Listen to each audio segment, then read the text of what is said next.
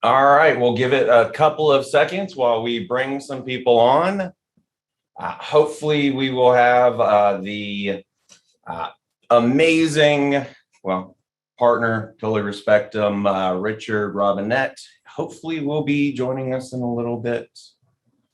But nonetheless, we're going to get things kicked off and start really just focusing on when you're communicating with investors, specifically on the sales process. We will talk a little bit about after the after you actually have the investors, what to communicate, when to communicate, and the best ways about it.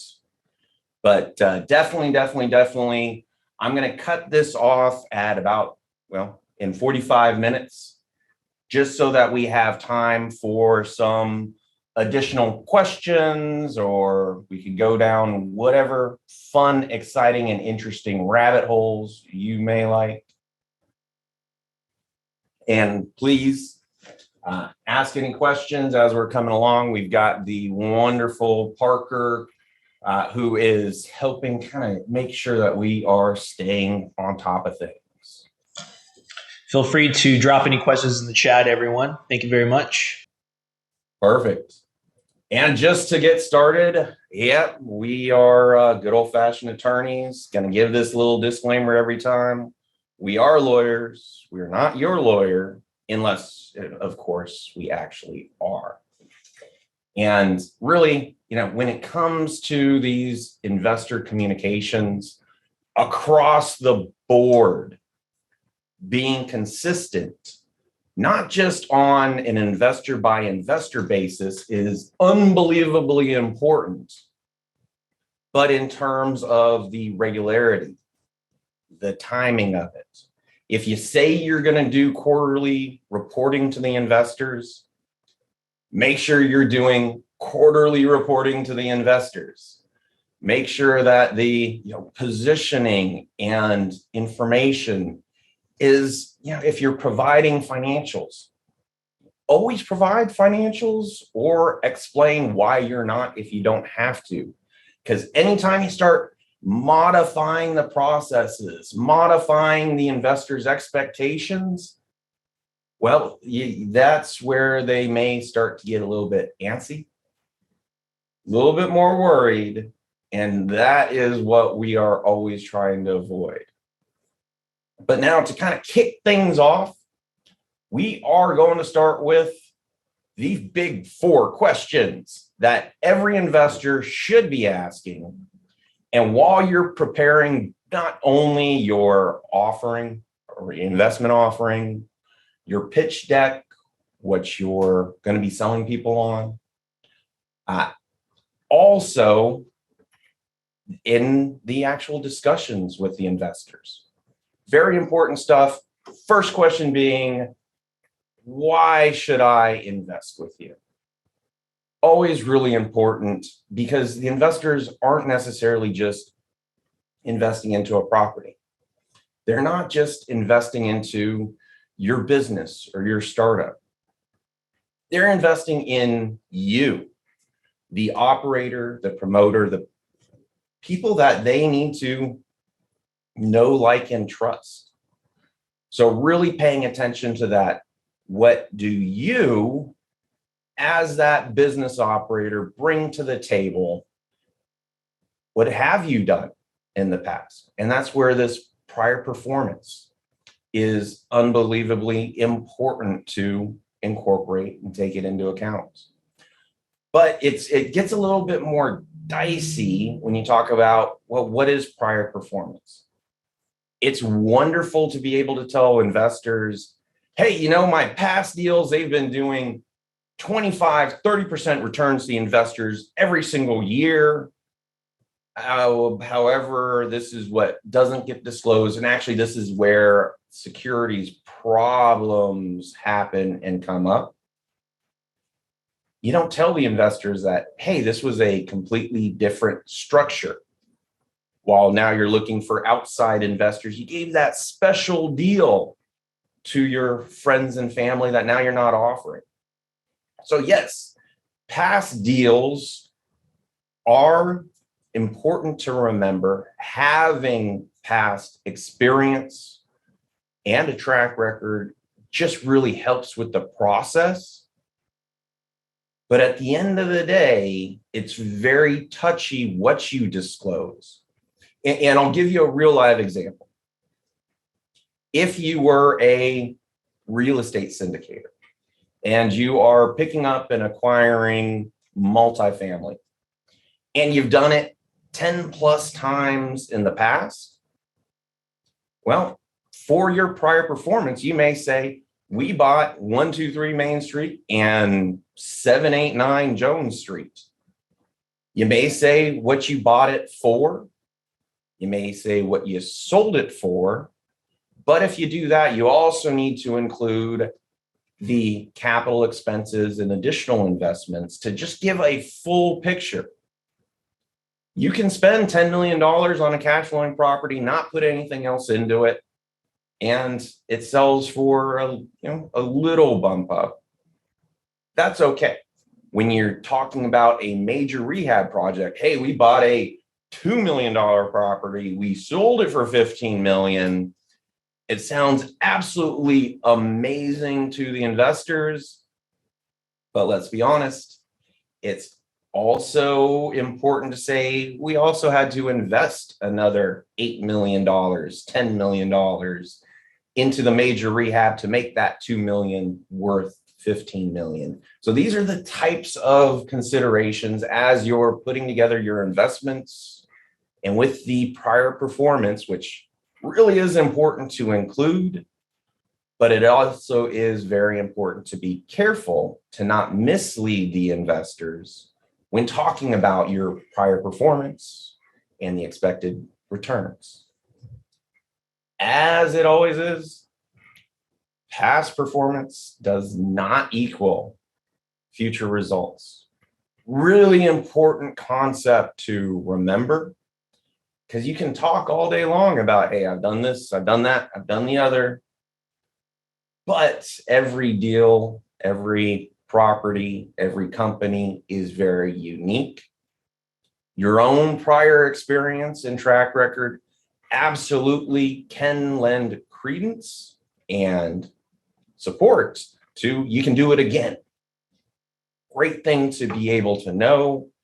However, still, sometimes things just change, property by property, deal by deal. So always remember that past performance does not equal future results. And we also include all that in any type of syndication or offering documents. What have you done for me lately? Really, what you as the operator or sponsor is contributing to the investment for its own success. That very classic skin in the game. And the more that you are contributing, you can call it a sponsor contribution, the more aligned interests that you have with your investors. However, I say that there's other ways to contribute to the success of the company. And frankly, you can be very well aware of exactly what they may be. Now, sweat equity. Hey, you're doing the work. You're spending the time. Financing. You're incurring the risk as a personal guarantor. To make up a simple example, hey, you're raising $2.5 million. The purchase price is $10 million. It's wonderful that you can ask your investors for $2.5 million, not a small undertaking. And when they turn around and say, what have you done for me lately? It actually is, you're guaranteeing a loan. Even if it's non-recourse, there are bad boy carve-outs that you are still guaranteeing. There is always some sort of a personal guarantee for $7.5 million. What are you contributing? That's a lot of risk to take on your shoulders. Balance sheet, you can only guarantee so much. You can only do so many deals. So it is truly costing you something. So when somebody says, what are you doing? You're not putting in anything. Anybody that's been doing investment projects in the past knows that the time, the effort, and the risk through personal guarantees and otherwise, really, you're doing amazing amounts of stuff in order to deliver those returns to the investors. And you always need to be fairly compensated for that, which is generally some portion of, well, either management fees or portion of ownership profits, or a little combination of all of the above. So, but I was bringing up the sponsor contributions. That is hands down one of the most important, attractive to the investors of that sponsor or that operator actually putting in hard-earned cash. And if you talk to the investors, really it just comes down to the more you're contributing, the happier the investors are. And with a really important point to note, usually if we're setting up a deal, we have something that goes to the investors, something that goes to the sponsors.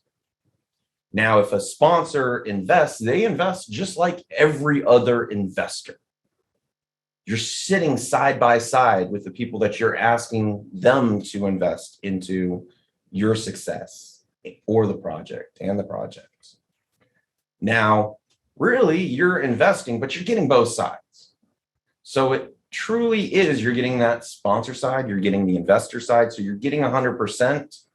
So it is very motivating for you to be contributing, just like the other investors, to have those fees or to have the skin in the game. How much? Really, at a maximum, massive maximum, 10% of the capital. Nobody ever really expects more than that to be contributed by the sponsors. Otherwise, why are you going through the work of raising capital? 5%, still very attractive. But let's be honest, 1% of $5 million is still a lot of money. So every little bit that you can contribute, want to contribute, are able to contribute in terms of cash, unbelievably attractive to the investors. Now, I do want to bring up, and this happens so often, and I absolutely love it, deferred fees.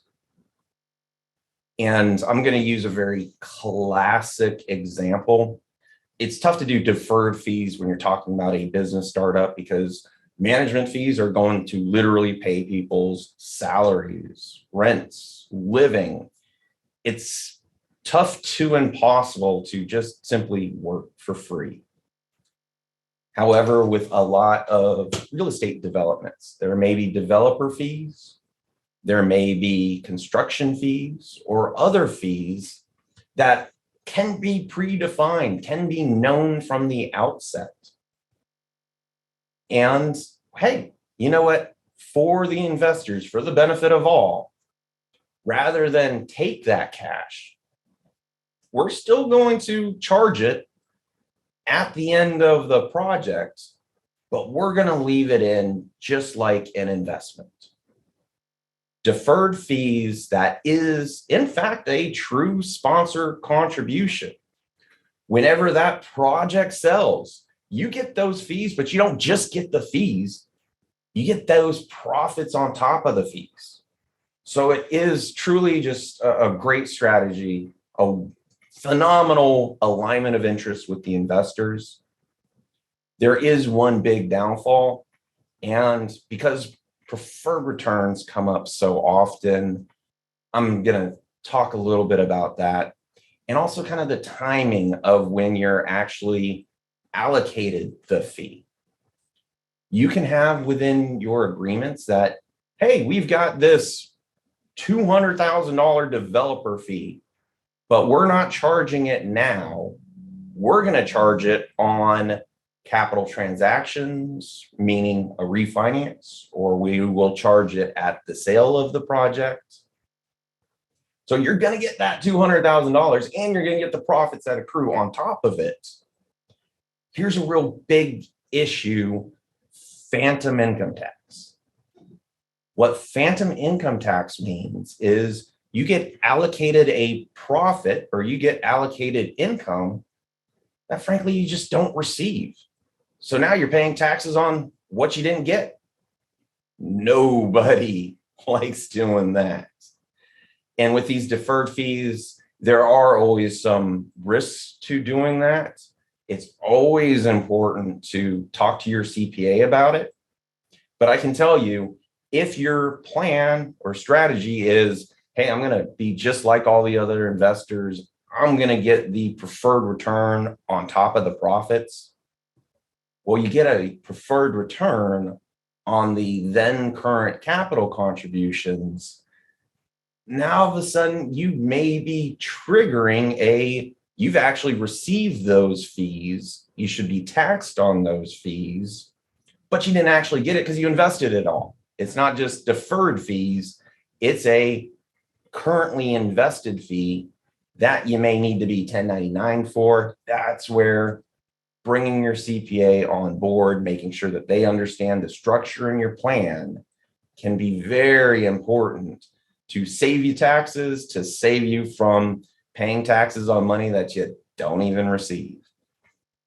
So there's my little diatribe on sponsor contributions, but really, an investor's almost their most important question: when will I get my money back? And it's you have to think about the exit strategies. When you're working through the structure and the planning for your fund or investment, whoever is helping you structure it, going down the rabbit hole with you, this needs to be a key focus that's figured out in advance.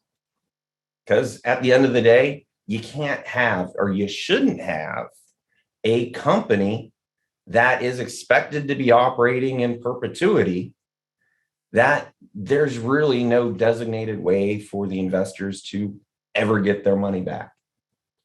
I know that there's plenty of those investments that people will say, hey, invest in my company, you're going to get this amazing cash flow.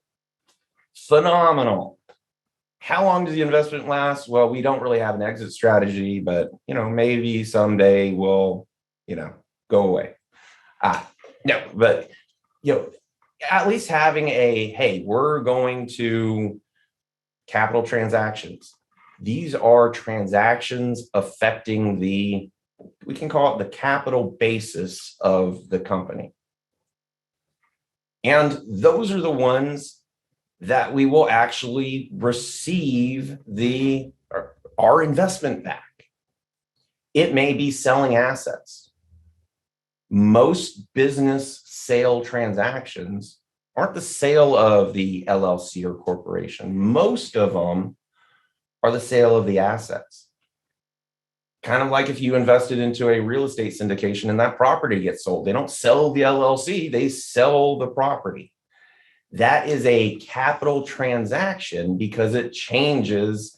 Well, now all of a sudden you went from having these assets to now you have cash, but you've reduced the assets. Where operating revenues may be rents, revenues from the sale of inventory, but not the sale of the assets of the business itself. Other types of capital transactions would be refinance or finance transactions. What does that do? That will trade, if you're doing a cash out, it trades adding debt on top of the financial statements, but hopefully taking out some of the cash, sending it back to the investors. If you're doing that, it is a capital transaction because it's affecting those financial statements, adding the debt, reducing owner's equity. So those are the types of really, how are you going to do a capital transaction to return those investor funds? Now, if you were doing, as an example, an ongoing fund, There, oftentimes you can just say, well, we're going to wind up the fund in 5 years, in 7 years. However, sometimes you may, hey, we're trying to buy these amazing assets that frankly we want to hold for the next 20 years. And any investor is going to be, I don't want to be investing with you for 20 years. I don't know about all this stuff. Doesn't really matter. There's a great solution there. That is the buyout redemptions. And I guess, no, I'm going to talk about something else first. Yeah, I'm already here. So with the fund redemptions, just gotta love that. This is much better. With a syndication, you don't have a bunch of additional cash reserves usually to buy investors out, to pay investors out. So functionally, it tends to not work as well to do any sort of redemptions with a syndication or a business unless you're doing these capital transactions, because normally you have to sell an asset or refinance an asset to create the cash to pay people out. Alternatively, with the redemptions, I mean, you have a reinvestment time period with a fund where you may say, hey, we're just going to reinvest every time we sell a property for at least 5 years. Nobody can get out, or if you try to liquidate, there is some additional costs or additional process behind what you have to do. But after 5 years, we'll offer you to redeem your investment at some predetermined valuation method. Oftentimes, I mean, ideally, and this is a phenomenally ideal, that's not very functional in the real world, we're going to go appraise all of the assets of the fund. Cost benefit and timing, it just simply doesn't work out very well. Just because, hey, appraisals are expensive. However, you don't want as a manager to just say, well, we think that it's worth this or that. If you do that, now all of a sudden you're taking all that risk on the sponsors, on the management. If the investors start complaining, hey, you know what? I didn't get the value when I redeemed. I don't believe these valuations. You put yourself at risk of an investor complaining. So I'm always a huge fan of using third-party valuations, but oftentimes, short of an appraisal, just to really save on that time and very specifically cost. BPOs, broker price opinions for real estate, great way to kind of have a backup third-party opinion of a value. That's not going to give you ultimately your net asset value. Net asset value means, hey, you add up all the assets, you subtract all the debts. What is the value of the fund? And now you can break that up based on the investor interest to figure out, if you're, doing a per investment unit basis, share basis, that adjusts with that net asset value. And so you can actually do a redemption where you're paying somebody out a gain. Now, profit operationally, there generally should be distributions happening all along the way. It really comes down to a tax consideration and a structuring consideration if you want to have limited or a reinvestment of profits into additional assets. But, and this is a huge thing that a lot of people just don't realize, if you have an LLC, that is taxed as a partnership. And with LLCs, you can pick however it gets taxed. But if you choose an LLC that's taxed as a partnership, very normal. And don't distribute all of the profits. The investors are still paying taxes on the profits that you did not distribute. That is, again, going back to those phantom income taxes.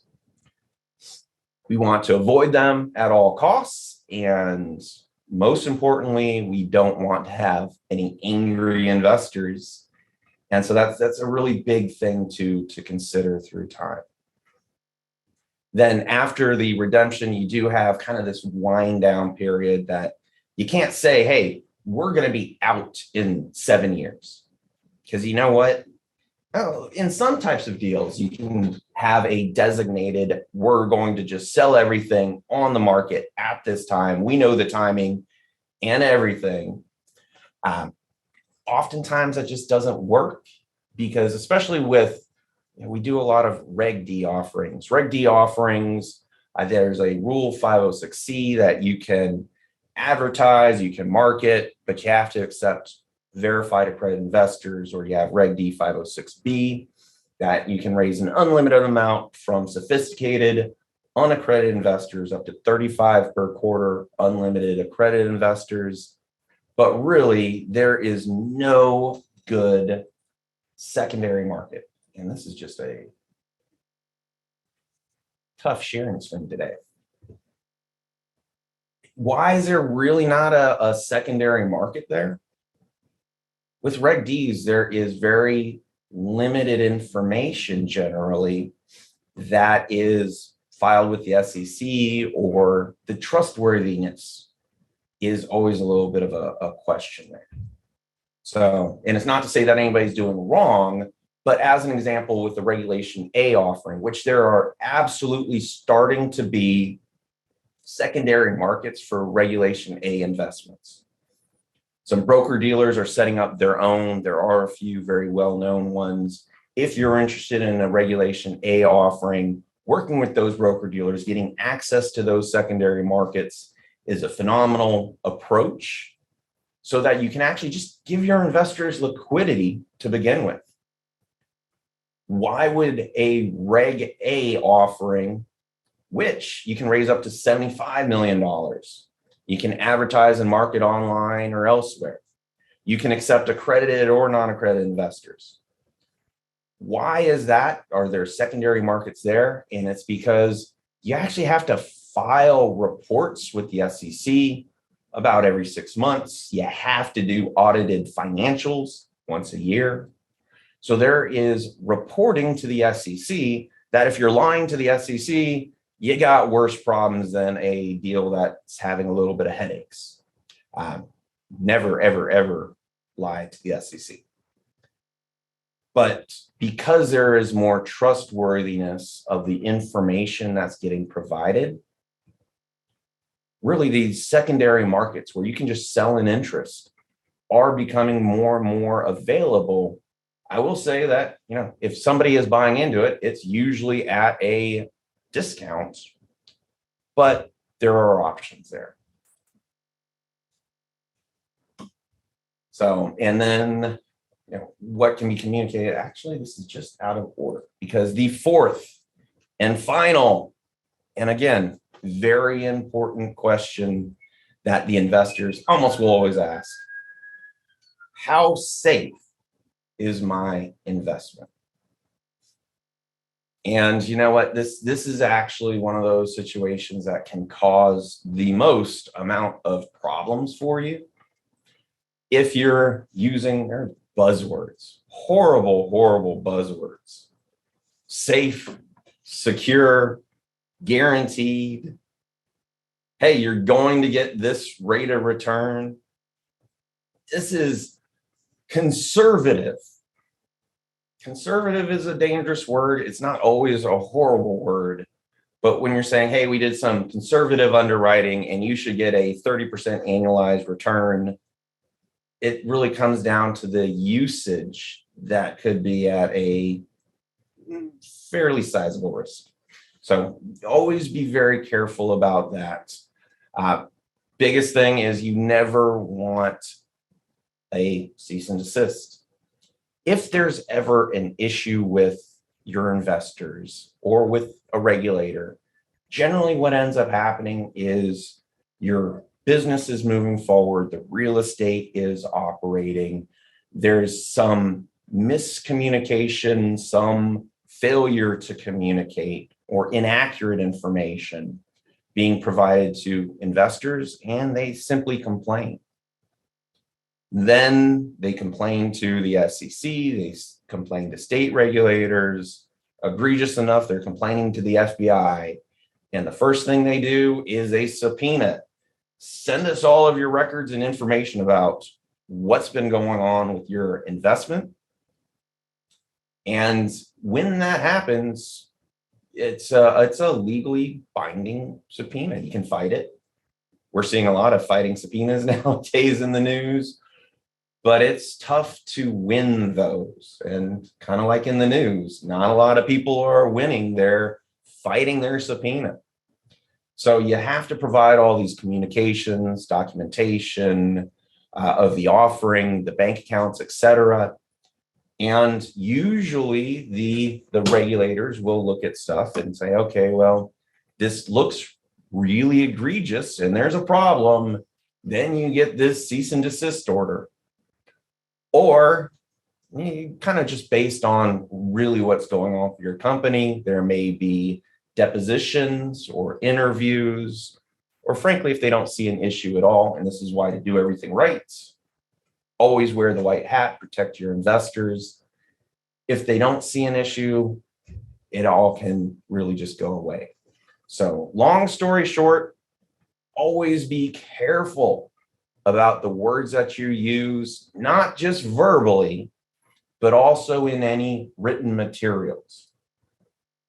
And I'm just going to touch on a few of these things about while you're raising capital, what kind of communications can go out to prospective investors. And with that, I'm just going to talk about really quick testing the waters, because it comes up so frequently nowadays. And simply, it hasn't been something that's been used very much in the past. Well, it wasn't even allowed except for Regulation A offerings before last year. Testing the waters, very basically, before you figure out exactly what you're going to do, which securities exemption you're going to rely on, you can still market soliciting indications of interest from prospective investors. But you always have to communicate. We're just testing the waters. We're trying to figure out if this is a business and an investment that we want to pursue. We're not asking for your money now. We're not accepting any money. We're not asking for binding agreements, but we are asking, could you maybe be interested if we actually offered this as an investment? There are very specific disclaimers that you should include in all written materials, but verbally, it is always important to remember the restrictions and limitations so that you don't say anything that an investor relies on that can cause a violation of any sort of securities rules. Now, looking at the time, we got a little bit of time. So hopefully my good friend Richard here would be willing to hop on and play a little game. Howdy do.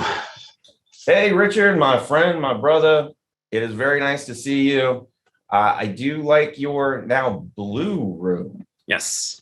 Gotta have some color. It can't have just like the drab off-white box that I work in. Well, thank you for joining us. And so I'd like to do a little role playing with you, and I want to sell you an investment. Sure. I got money to burn. I love it. And I've got a great way for you to burn it, but I'm not going to ask you to burn it. I'm going to ask you to double it, but it's going to be on worms. So I got to tell you something. I had so much fun. I've been acting as a worm farmer. And, I'm a pretty active fisherman, so I'm out there fishing all the time. But I got to tell you, I've created a process where I've have the best, fattest, tastiest worms that great for fishing. And you know what? With fish, it's one of the biggest sources of food for the entire world. This market's not going away. For sustainable food sourcing, we're going to start filling farms with worms across America. Absolutely, worms across America. So do you eat these? Well, I got to make sure that they're tasty for the fish. So, forgive me on I don't eat them for breakfast, lunch, and dinner, but I'm out there in my garden, like tilling it up at 4 a.m. I do need to make sure that they're fat and tasty. So sampling your wares. I see. Yeah, I'm happy to send you a sample if you'd like. No, I'm good. There's a reason I'm a passive investor. It's so that I don't have to get my hands dirty and quite literally do literally anything related to my investments. I just put money in and I get money out, and that's great. I love it. And you're exactly who we need to be talking to. Us crazy, we're going to go try to change the world one worm at a time. You're going to disrupt an industry. Yeah. Oh, I am totally disrupting the worm industry. Gotcha. But we're raising $2 million. Okay. I'm going to give 50% of the profits. And you know what? My goal is after, probably 5 years to really, you got to grow a lot of worms to take over the world. So I'm thinking after 5 years, I am anticipating that we'll have about $10 million in revenue at a reasonable 35% profit margin. We'll get about $3 million a year, of which just for those $2 million, which you can take a little piece, you can take a big piece. Our minimum investment is $100,000 for the worms. But half of 3 million, that could be, we expect it to be like a 70% annualized return based on these yummy little grubbies. Could I ask for your support financially in making my worm farm a thing? Man, that's a tough question. I don't know. So are you guaranteeing that I'm going to get this 70% annualized return? No, there's always risks in investments, and it would be misleading to say any sort of guarantee. So the best guarantee that I can give you is that you will die and you will pay taxes. And my biggest hope is you're paying taxes on all the profits that these worms are going to deliver. They're going to deliver. Absolutely. Absolutely going to deliver profits. Absolutely going to try to deliver profits within the next 5 years. And you know what? I know. Yeah. So absolutely going to use all of our best commercially reasonable efforts to deliver profits to you as quickly as the worms allow. Do you have any experience raising and selling worms? Like I was saying, I've been doing the worm farming in my backyard literally for years. I'm an avid fisherman, and I can tell you that my little grubs that I've been growing and tilling, they're the best. So maybe not on the commercial scale. However, I am one of the leading worm experts in America. Unfortunately, there's not like a certification for wormology. If there was, I'm sure that I'd be able to. So according to you, you're one of the leading worm experts. Unfortunately, like I was saying, there's not a degree. But have you made money at this? I have put food on my plate from the fish that I have caught. But I will tell you, before I really got into this, I was spending so much money at the Bass Pro Shop. buying worms that it just made sense to really focus on this. And then I just saw that it's like a Bass Pro Shop monopoly of grubs. So that was the area that we're trying to disrupt. The Walmarts of the world that are just pushing worms around, hurting our economy. Well, you know what? We're here to make a difference. Have you made money for investors in the past? Well, with this, I have experience in growing the worms and fishing. I have not raised capital for this business because I wanted to make sure that our processes were ready for the big time. And you know what? That's the reason why I focused on the dirt for the last couple of years, just getting to the point where I could say, Richard, I want to deliver you a 70% annual return. So all I need is for you to sign on this dotted line and write a check. So from that perspective, that's what we're doing. Can you describe for me how the return works? Do I get paid first before you do? Do I get a preferred return? Or am I making you a loan? How does this work? Well, now, as I was just telling you, we're going to give you 50% of the profits.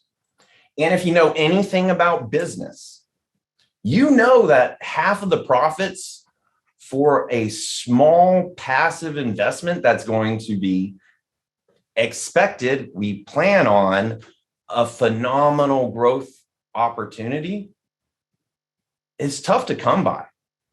So really, it's just going to be 50% of the returns for $2 million. If you're so interested, and I love how interested you are, if you don't mind signing this check for $2 million, you could have it all. I have to get back to you on the $2 million.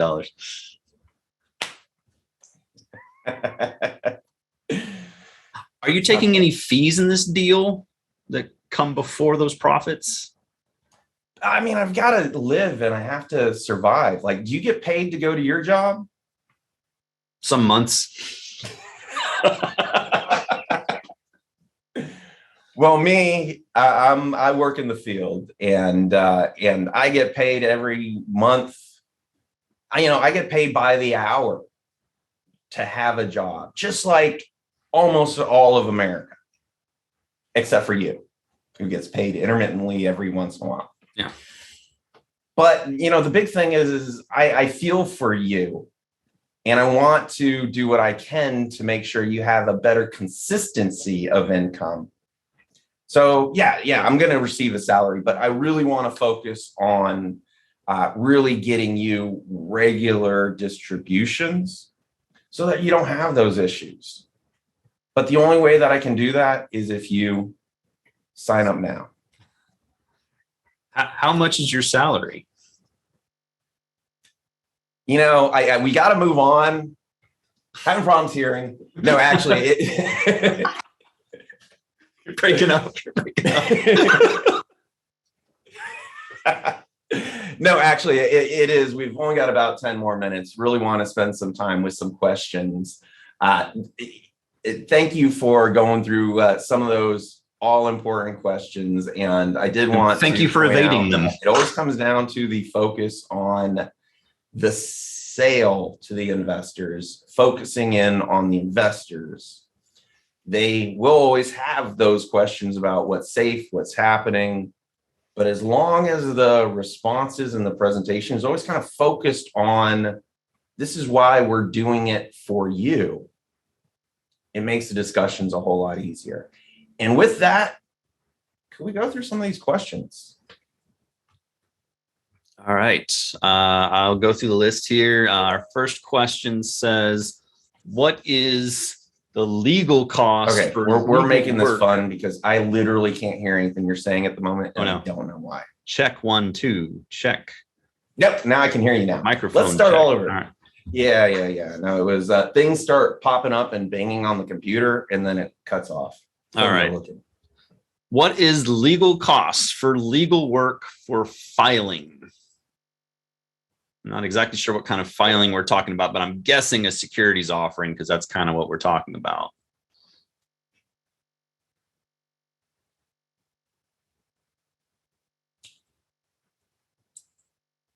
Now it's working again. Remind me to close every other program I have anytime we're doing this. Yes. So legal costs for filing. Did you answer that in my, hearing absence? No, I did not answer that. I'm guessing this is filings in a securities offering. Well, we'll just go with there are quite a few different ways to do a securities offering. And, assumptively, and a big portion of what we do are Regulation D offerings. With those, there's filings in all the states except for Florida. Generally, it's $200 to $500, where either 1 or 100 investors come from a state, doesn't really matter. And the outliers of mentioned it, Florida, that doesn't have a fee, and New York, that charges more than twice the next most expensive, but they're $1,250. So that's the filing costs. Oh, that's on a Reg D. That's a Reg D. So what's the legal cost? At least us, we work on a sliding scale, and we like to charge fixed fees. But if you're just going with one of those big laws, you may be paying out the nose on an hourly basis. So it's definitely important to get that figured out in advance. Good deal. Question: if the perks offered are equal in retail value to the amount invested, what is the explanation to the investor question, quote, when will I get my money back? A little bit confusing, but it sounds like perks offered equal to a retail value. That sounds more like a Kickstarter style. Type of, yeah. I'm going to send you these physical benefits for your money. And that's not an investment. It sounds like an investment, but you're just paying in advance for the delivery of a retail perk or product. So it is crowdfunding. It is not investment crowdfunding. All right. If you believe you can double the value of the investment within 2 years, farming worms, should you lower Guaranteed. that? Guaranteed, totally safe. Should you lower that goal for the investors so they do not think that you're full of S? If you selling something that's unbelievable, investors definitely will see right through it. And I'll be honest, anytime a sponsor operator investment is talking about a greater than 20% annualized return, it's tough for the investors to believe it.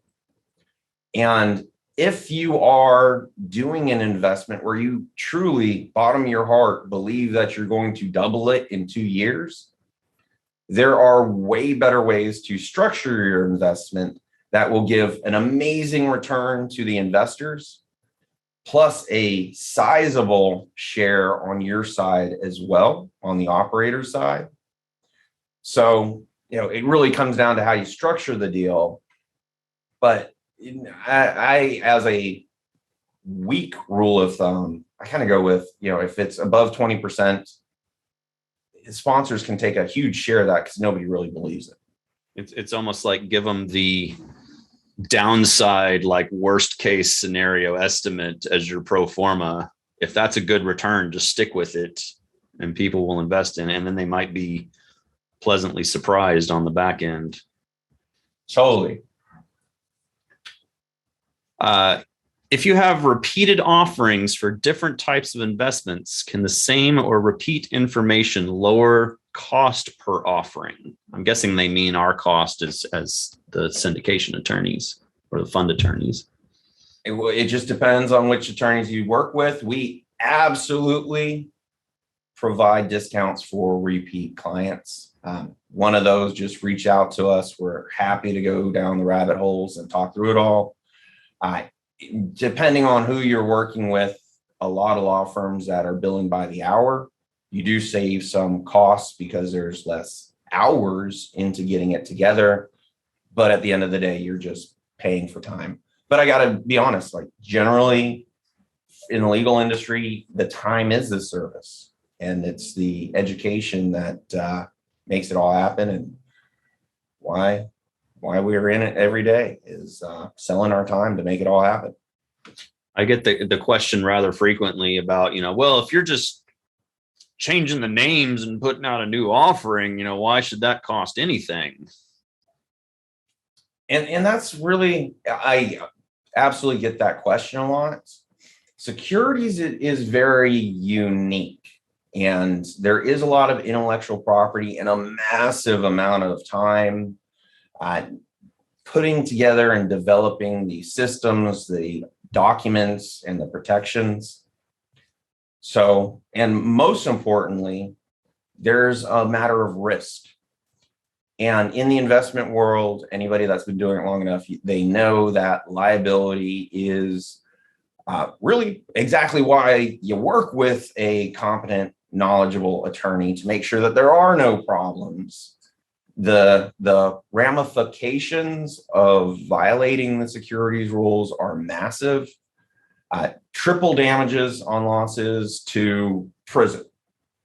It can be huge.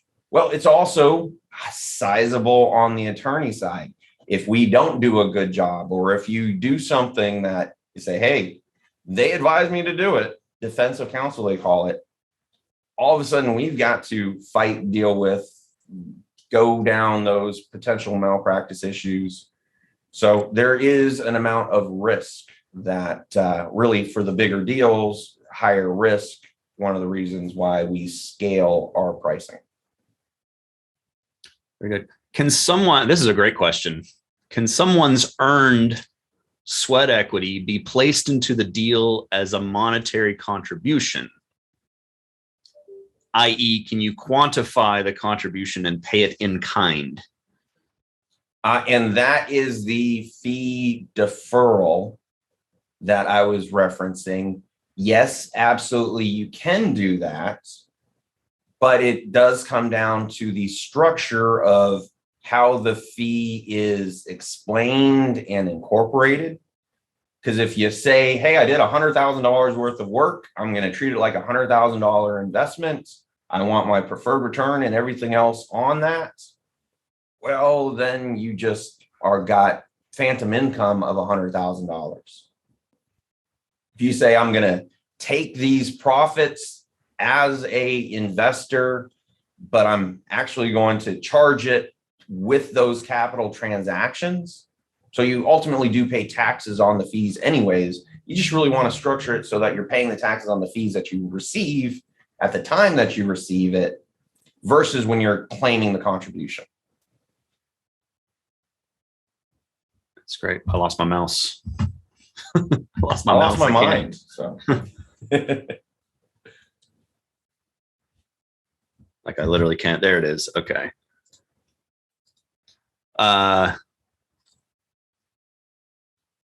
If you do cost seg, especially 100% bonus cost seg, is that a good way to cover phantom taxes? In real estate, and I'm not a CPA, not a tax attorney, but in general, depreciation and those types of write-offs do offset absolutely the phantom income. Just whether or not you can rely on that to be sufficient to cover all of it is another consideration. And I'll give you a very personal experience with both phantom income tax and the way that these things come together. I personally did a real estate deal, and it was to build some buildings. In the end of December, had to do a workout with a tenant. They paid a breakup fee.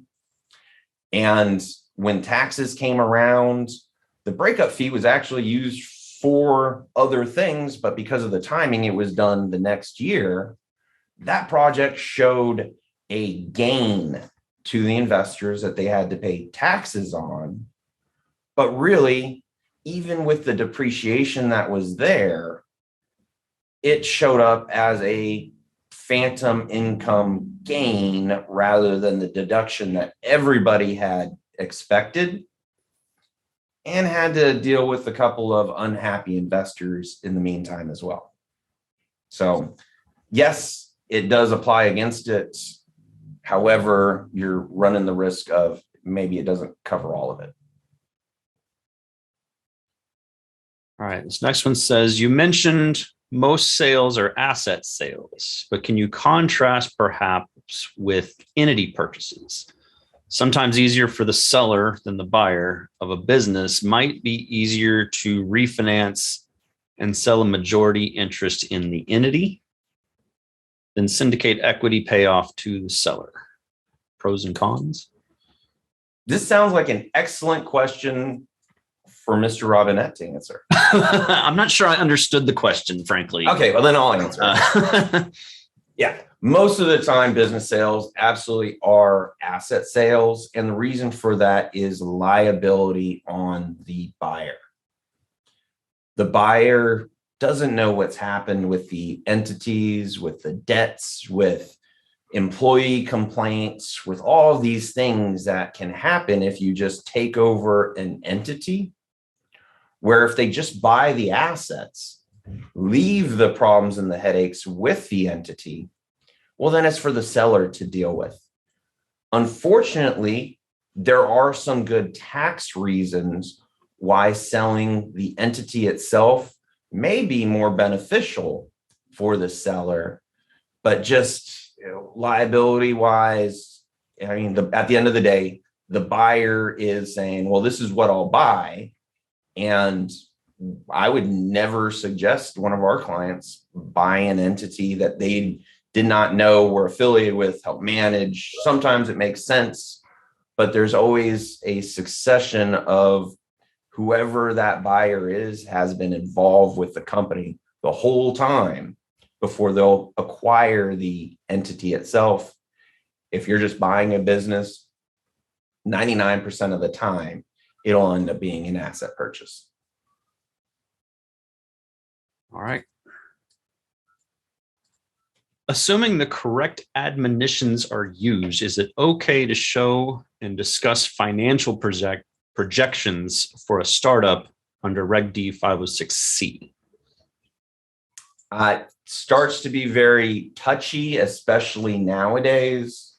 If you're working with any broker dealers, there are very specific FINRA limitations on the information that you can provide.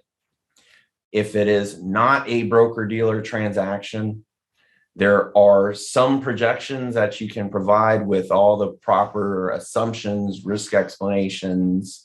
It has to be balanced. Comes down to that risk and reward. You can't say, hey, you're going to get this phenomenal gain without saying, and you can lose all your money as well. So definitely things to take into account. You can still use some pro formas as long as it is fair, balanced, and all the proper disclosures, disclaimers, and assumptions are there. So it can't be misleading.